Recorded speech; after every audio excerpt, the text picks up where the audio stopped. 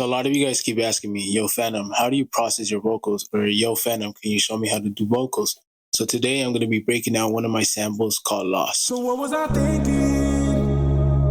Thinking about the sweetest thing. So I'm mainly going to be focusing on the vocals today, but I'll also be showing you guys everything else I did to make this sample.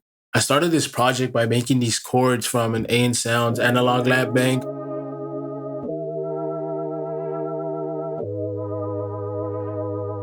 The chords are pretty basic. It plays throughout the whole sample and there's not a lot going on with it. The next thing I added was this bass from the same analog lab bank, and it just plays the bass notes from the chords.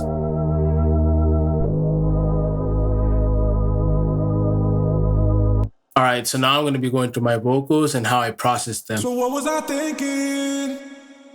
Thinking about the sweetest thing.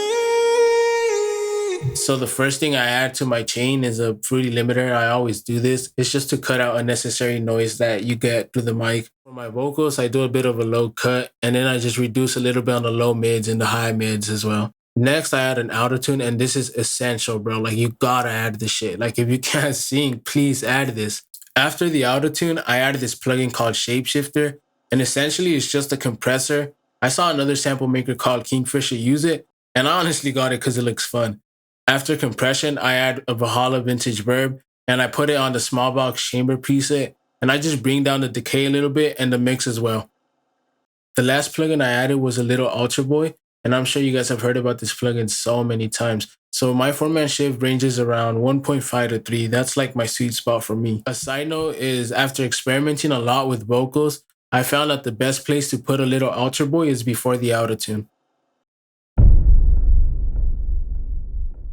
In the next part of the sample, you guys can hear a guitar, and the guitar doesn't have a lot going on. It's not even playing chords. It's just playing a nice little riff to complement the melody. You guys can also hear a part B for the guitar, which is just playing the chords from the melody.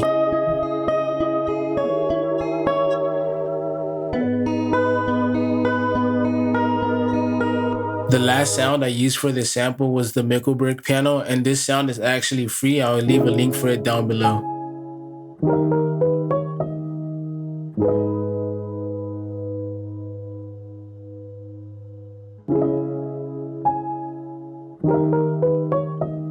That's all for this sample. As you guys can hear, there's not a lot of elements in this sample. You just got keys, bass, vocals, guitar, and a piano. So yeah, thank you guys so much for watching, and I'll be making more content, so stay tuned. So what was I thinking?